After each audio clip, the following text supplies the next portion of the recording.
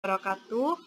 Perkenalkan, nama saya Melia Ramadhani Putri, NIM 19017108. Baiklah, di sini saya akan menjelaskan sedikit tentang periode pada tahun 1950-an. Yang pertama, sejarah perkembangan kesusastraan. Kemunculan corak kesusastraan pada periode 1950 sampai 1965 tidak lepas keberadaannya dari polemik kebudayaan yang terjadi di Indonesia. Di tengah-tengah perang ideologi yang terjadi, muncullah lembaga kebudayaan yang mewakili setiap institusi ideologi, seperti LKN, yaitu Lembaga Kebudayaan Nasional yang mewakili PNI dengan ide kenasionalannya. Les Bumi, Lembaga Seni Budaya Muslim Indonesia yang mewakili Partai Islam dengan ide keislamannya. Lekra, Lembaga Kebudayaan Rakyat, mewakili PKI dengan ide komunisme. Selain muncul berbagai lembaga kebudayaan sebagai corong partai, media massa juga muncul sebagai sarana sosialisasi ideologi partai-partai tertentu, misalnya Harian Rakyat. Selanjutnya, sastra majalah. Sejak tahun 1953, Balai Pustaka kedudukannya tidak menentu.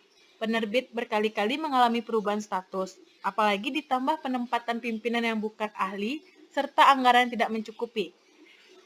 Oleh karena itu, aktivitas sastra, terutama hanya dalam majalah-majalah seperti Gelanggang atau Siasat, Mimbar Indonesia, Zenit dan Pujangga Baru, karangan-karangan yang dapat dimuat pun akhirnya hanya dalam bentuk sajak, cerpen, dan karangan lain yang tidak begitu panjang, sesuai dengan kebutuhan majalah.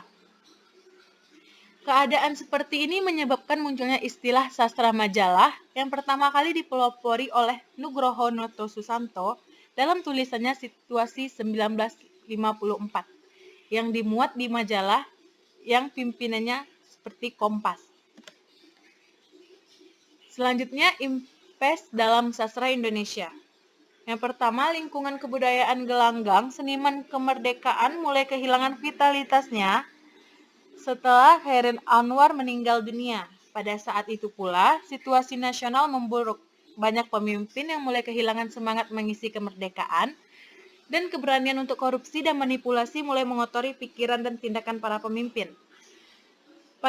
Pada April 1952 juga diselenggarakan sebuah simposium tentang kesulitan-kesulitan zaman peralihan sekarang di Jakarta.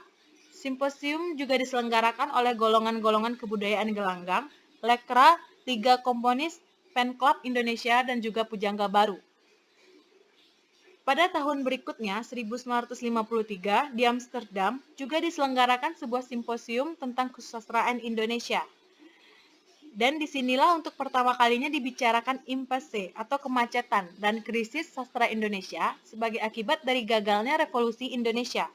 Persoalan tentang krisis pun semakin ramai dibicarakan ketika terbit majalah Konfrontasi pada pertengahan tahun 1954. Sitor Sutomorang juga berpendapat bahwa sastra Indonesia bukan mengalami krisis sastra, melainkan krisis ukuran menilai sastra. Pendapat itu ia kemukakan dalam sebuah tulisannya yang berjudul Krisis Habib Jasin di majalah Mimbar Indonesia pada tahun 1955. Selanjutnya adalah pengarang dan karya sastra periode 1950. Pelopornya adalah Promodia Anantatur. Contoh karya sastranya, yang pertama Promodia Anantatur, yaitu Keranji dan Bekasi jatuh pada tahun 1947, Keluarga Gerelia pada tahun 1951. Yang kedua N. Hadini, karya sastranya Dua Dunia pada tahun 1950. Dan yang terakhir Mokhtar Lubis, karya sastranya Tak Ada Esok pada tahun 1950. Karakteristik karya sastra pada periode 1950 yang pertama, pusat kegiatan sastra sudah meluas ke seluruh pelosok Indonesia.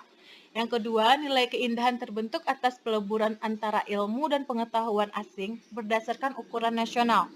Yang ketiga, kebudayaan daerah lebih banyak dimunculkan untuk perwujudan sastra Indonesia. Dan yang terakhir, perbedaan karya sastra angkatan 45 dan periode 1950. Angkatan 45 antara lain yang pertama terbuka, pengaruh sastra asingnya juga lebih luas, bercorak isi realis atau bersifat nyata, terlihat menonjol individualismenya, dinamis atau mengikuti zaman, penghematan kata dalam karya sastra, dan lebih ekspresif atau tempat pengungkapan gambar, dan juga terlihat spontan. Selanjutnya terlihat sinisme, pernyataan sikap yang mengejek, dan yang terakhir didominasi puisi, sedangkan bentuk prosanya tampak berkurang. Pada periode 1950-an, yang pertama puisi, gayanya epik atau bercerita berkembang dengan berkembangnya puisi cerita dan balada dengan gaya yang lebih sederhana. Selanjutnya gaya ulang mulai berkembang, biasanya berupa ulang kata atau suku kata.